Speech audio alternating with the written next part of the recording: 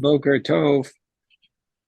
Today's Daf Yomi. We're going to study in memory of my Oma, Leah Bas Eli Melech, or Neshama should have an Aliyah on her yard site.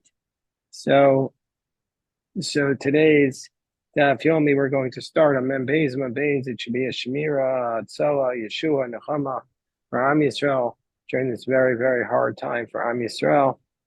It says the price on the bottom of Membeis, Tanur Rabbanon, it says in the Pasuk. It says in the Brisa, it says in the pasuk, "Vehemis ish o isha." If an ox scores and kills a man or a woman, so Amar Rabbi Akiva, "V'chima bazel ameinu." What's this pasuk teaching us? It already said this. Im l'chayev al isha ke'isha. Could say that an ox is liable for goring a woman like a man. Harei kvar nemar ki yigach shoras ish o es isha. It already says that in the previous pasuk. Now, hakish isha o ish is to compare a man to a woman. Ma ish nizakav yorshav. Just like if a man gets damaged, his heirs collect him. But from him, afisha nizakel yorsha. So too, if a woman is damaged, her heirs collect her damages.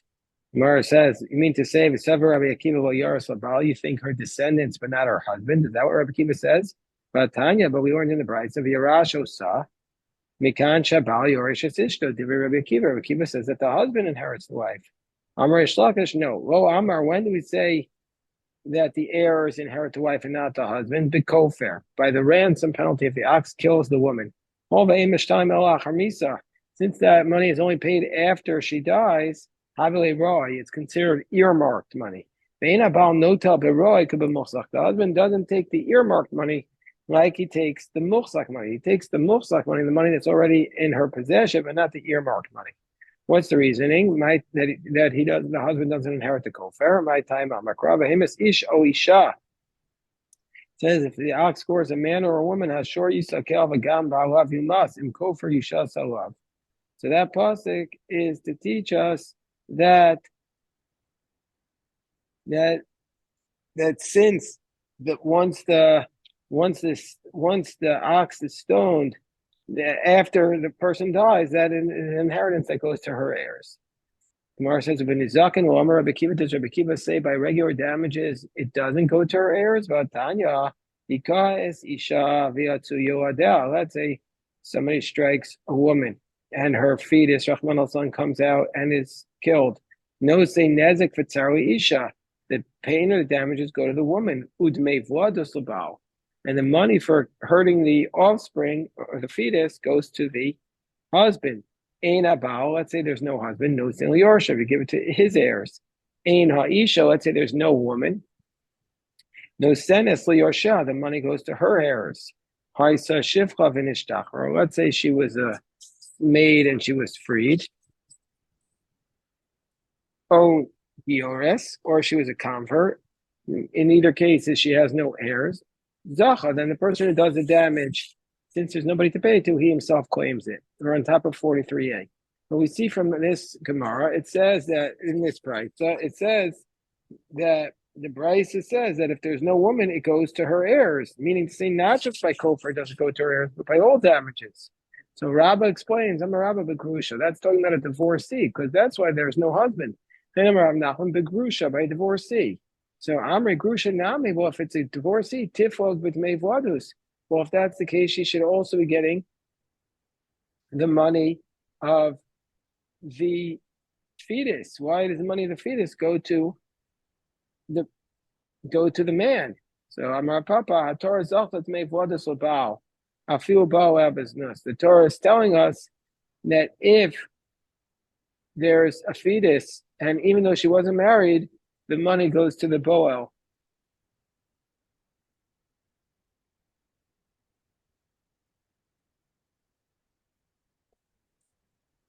What's the reason? My time, Amar Kra, the pasuk says, "Kasher yashisa love."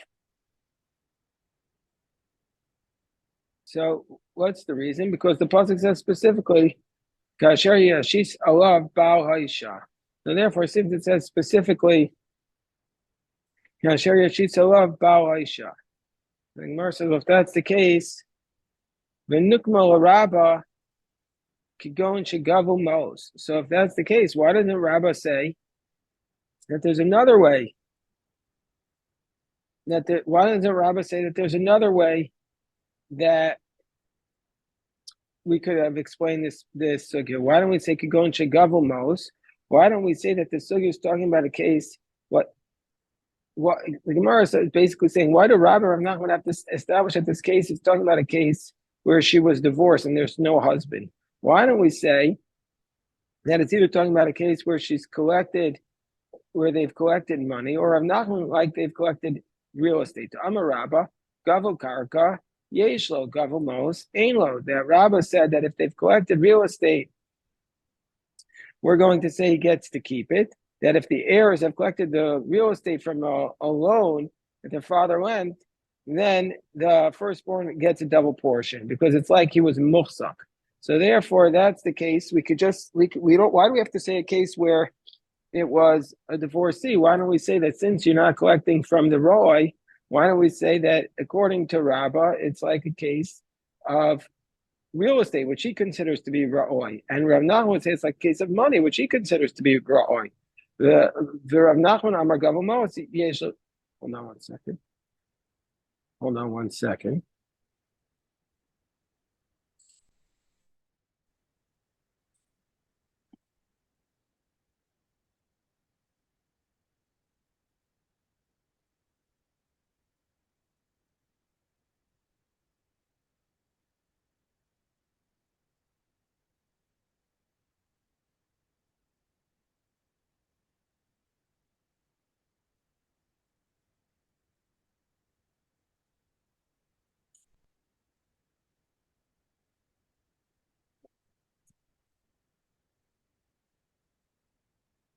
So the Gemara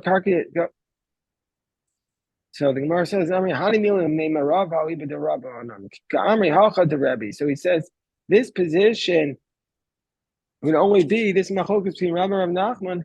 That's only by a firstborn. That's only said about by the Bnei Marava, by the people of Eretz Yisrael, hold like the Rabbanon, that every time you increase in value, it's considered like roy after the death. But according to Rabbi, he argues with the Rabbanon, and he says that's all. Even if the estate goes up, it's considered a mosach. So he wouldn't be able to establish this malchokas by either of those cases, according to Rabbi. Gemara says, Amar Reish Lakish. Reish Lakish says, Shor shehemis is a evet shelo b'kavana. So let's say Reish Lakish says, let's say you have an ox that killed a slave without any intent. Meaning to say, we know if an ox kills a person, you have to pay the ransom penalty. And if the ox kills a slave, it has to pay the 30 selah. But let's say this ox killed the slave without any intent. Pater mishloshim shkalim. Is exempt from having to pay the 30 shekel. As it says, Kasef shloshim shkalim yitain ladonav v'ashor yisakel. As it says in the pasuk, the money Kasef shloshim shkalim he shall give to his master, and the ox will be stoned, which means to say that since if the ox kills without intent, it's not stoned. So therefore, kol zman she'ashor b'skila abal mishalman shloshim shkalim in ashor b'skila. But if the ox is not stoned, in abal mishalman shloshim shkalim, since the ox is not being stoned, then the owner does not pay the 30 selah penalty to the master of the slave, because since the slave was killed without intent, the ox is not stoned to death, and so therefore the owner of the ox does not pay the 30 shekel. So it says, Amar Rabbah, Shor shehemis ben chorin shelo b'kavana pater. Another case, let's say there's an ox that kills a person unintentionally. So therefore, that ox is not put to death, and so therefore, says Rabbah, this ox is going to be exempt mikofer, pater mikofer. You don't pay the ransom penalty. As it says, Ashor Yisakel v'gam ba'alav yumas. The ox is stoned, and also the owner is put to death. And kofer yishas alav, which means kol zman she'ashor b'skila ba'al misham and kofer. As long as the ox is stoned, the owner is paid the ransom. Ein ashor b'skila, but if the ox is not stoned, ein ba'al misham and kofer. So since the ox is not stoned because it was killed unintentionally, the owners don't pay the ransom. So Eisvei Abaye, so Abaye challenges this teaching of Rabbah. It says from the Mishnah in Ksubos, Hemis Shorius Poni, O Shorish Poni. Let's say a man comes forward and says, my ox killed this person, or he gored this man's ox. Then we're going to say that he pays on his own admission, even though there are no witnesses to put the ox to death. We're saying he pays, and the assumption is, what's he paying? Mylav kofer, isn't he paying the ransom penalty? So even though it's a circumstance where the ox is not put to death because there's no witnesses, on the basis of his own testimony, we're going to say that he still pays the ransom penalty. And so doesn't this contradict what Rabbah taught? Gemara says, no, what we're talking about here is damim. He doesn't pay the ransom penalty, he's just paying restitution. So let me just pause here for a second. Well, what's the difference between a ransom penalty that you're paying a restitution? If so, it's true that there could be an obvious difference because there's a dispute in the Gemara. When you say you pay the ransom penalty, does that mean the value of the person whose ox did the damage, the mazik, or the nizak? So if you say it's the value of the mazik, well, then there's a clear distinction between whether you're paying the restitution of the nizak, of the damage he did to the person, or the mazik. But if you say it's the main nizak, that you're paying the value of the person who was killed, what's the difference whether you call it a ransom penalty or a restitution penalty? About this, there's a lot of discussion amongst the Rishonim. So one answer is that, let's say you don't have the money to pay it back. So if it's a restitution penalty, you don't have the money, But if it's a ransom, it's a kapara for your life. You have to go out and raise the money even from tzedakah because your whole life is dependent upon it.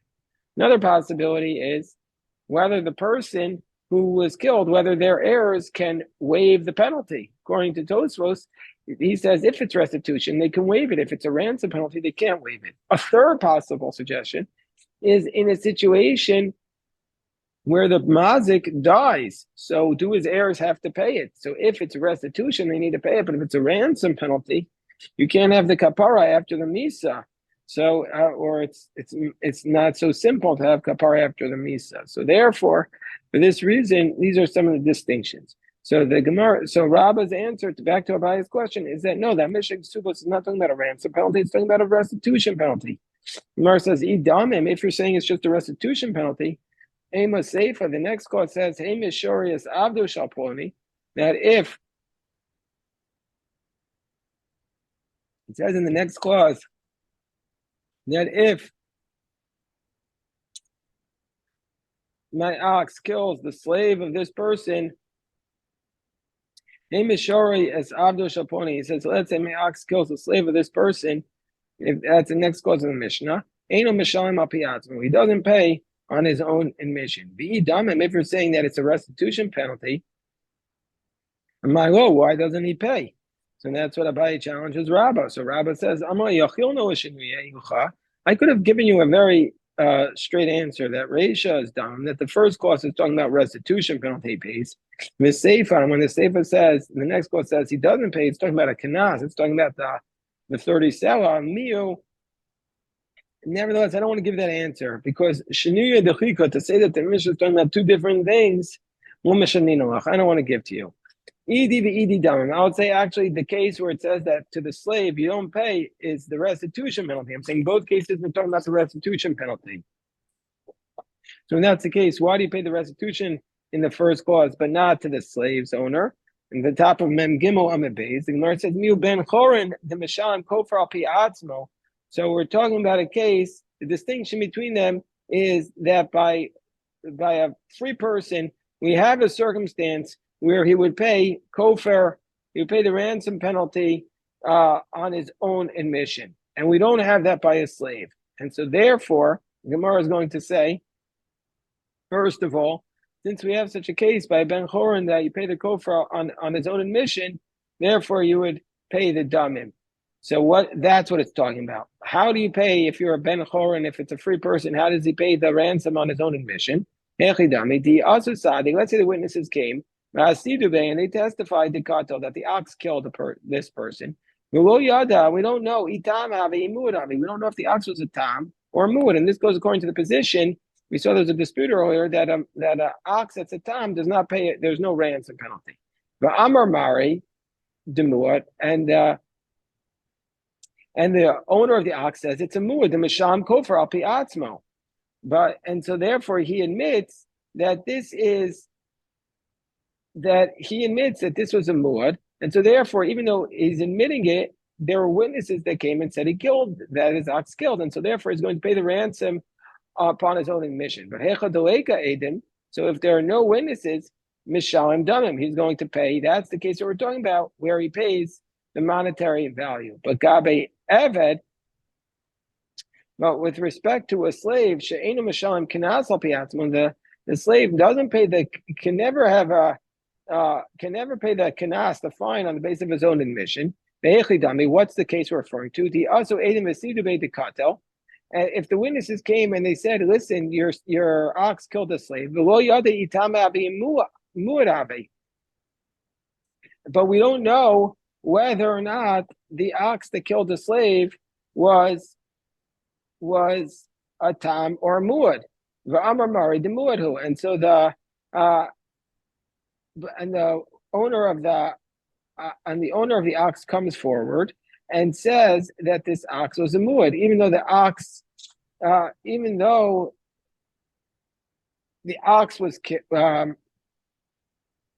will be killed because the witnesses testify to the goring. Nevertheless, he's not going to pay the penalty because he's admitting to the penalty, and so therefore we never have a circumstance where he pays the 30 of the selah of the eved on his own admission. Therefore, so therefore, where there's no witnesses, he's not going to pay the restitution.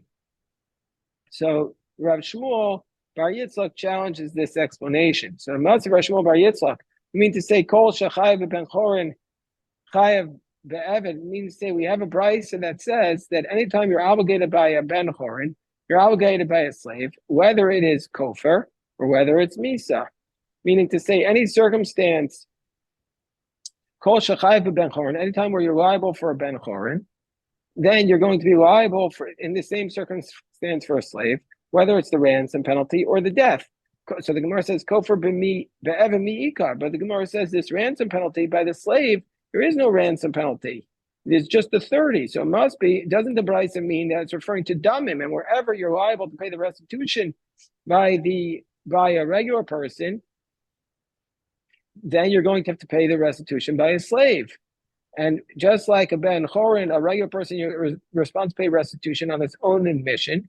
And so therefore, and thereby a slave, you're exempt. So this is a question on that explanation. So the ikeda amrila, most of level, nefaraklav ikeda amrila, amrle rabba. So some say he asked the question, and some say Rabba explained it himself. Hachi katani. This is what the brisa means. Kol shechayev ben chorin b'kavana. Any time where the ox kills a free person intentionally, or with the basis of witness, api edim kofar, with the basis of witnesses, he'd have to pay a ransom. Chayev be'eved kinas. Then to a slave, he'd have to give the kinas. The kol shechayev ben chorin shelo b'kavana api edim damim. And any time where a slave ox kills without intent on the basis of witnesses, he has to pay restitution.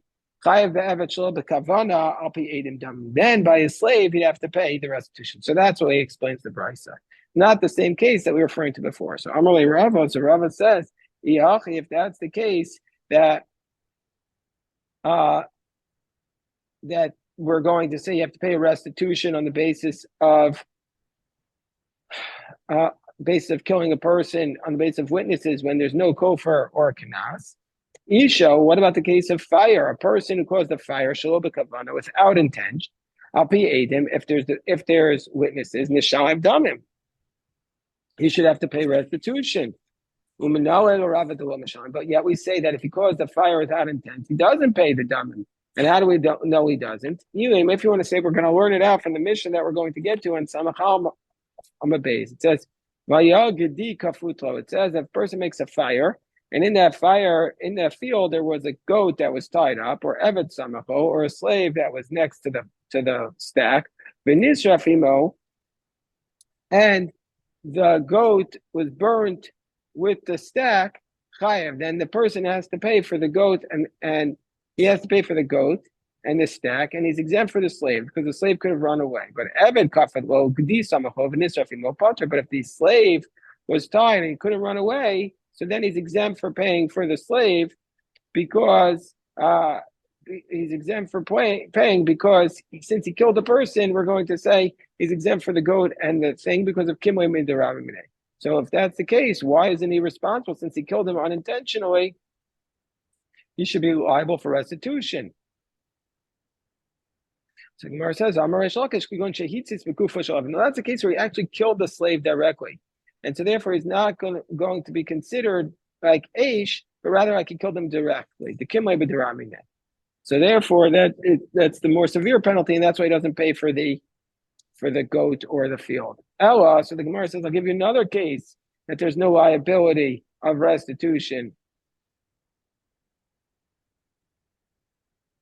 for fire. What about the following price? It says Chomer be'esh mi before that fire in some ways has a stringency over over pit. Sha'esh mu'edus le'echol. Fire is a muad to consume bein davar ro'el and bein davar she'en ro'el. It consumes everything.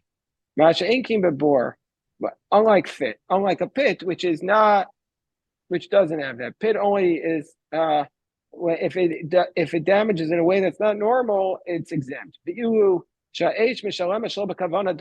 this idea, this scenario that the fire is pays even if it damages without intent, it pays restitution. Masha enkim bebor. Well, Katani doesn't list this case. Gemara says no dilmatan of a shear. That's not that. That's that's the Tana left wasn't exhaustive. And earlier, back on Yudam Amud Aleph, we said the other cases that Tana listed in my share, the share. So Ella Rava Gufei Boim Mi Baile. So Rava was not asking from the case of fire on Rava, but rather he himself was unsure, and he asked Rava because there are certain things which are going to be liable for restitution on the basis of the goring ox without intent. And he says, Isha shelo b'kavana mi masham dam molo. So he's saying, what will be the case by fire? So, and this is what he was asking. He was saying, Mi amrina, do we say, Gabe shor, hu de b'kavana masham kofer, that by an ox, where if there was intent, you would pay the ransom, shelo b'kavana masham dam, without intent, you pay the restitution. Avo isha de b'kavana lo masham kofer, but by fire, without intent, that with intent you don't pay ransom. So without intent you don't pay restitution. Or maybe by ox, even without intent, you pay restitution. By a fire, even though with intent you don't pay the ransom. And he says, I want to know, by fire without intent, do you pay restitution? And the Gemara leaves it as stego, unresolved.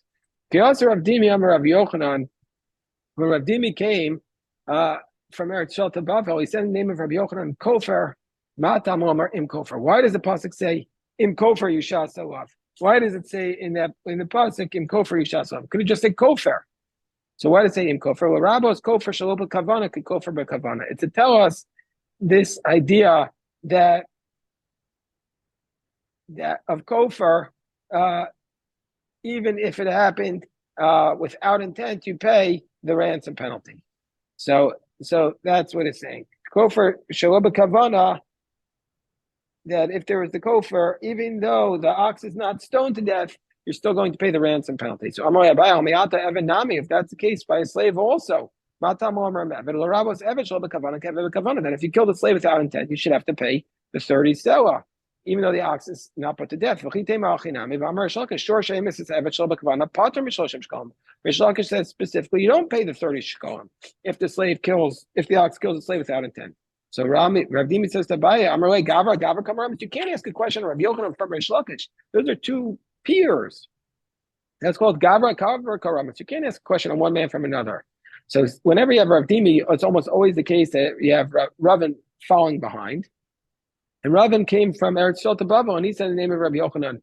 Evan Matam Omer Im Evan. Why does he say Im Evan? L'Rabos Evan Shel B'Kavana Ke'Evan B'Kavana. To teach us that if the ox kills a slave without intent, he still pays the owner pays the 30 shekel, even though the ox is not put to death. Uresh Lakish Nami Neima Mida Eved Im Eved Lo Darish. So if that's the case, the Gemara says, according to Reish Lakish, should we say that he doesn't learn this exposition? If that's the case, Kofer Nami Lo Darish. Also, he should say that you don't pay the ransom penalty without intent. Amri Lo, no, that's not the case. Evan Im Eved Lo Darish. Reish Lakish says you don't pay the 30 selah by a slave that was killed unintentionally. But Kofer Darish, but you do pay the ransom penalty. Why? Ma'ishna Evan Im Eved Lo Ziv Bimkom Tashlumin. What's the reason Evid is not written with respect to the payments. But kofar ksivim kom tashlumin. But the ransom penalty is written by the payments, and so therefore, even in a case where the ox is not put to death, we still pay the ransom penalty. Says Reish Lakish. Okay, so I don't know why my computer froze. I hope you can still hear me. Can you still hear me? Okay, so then let me stop the recording.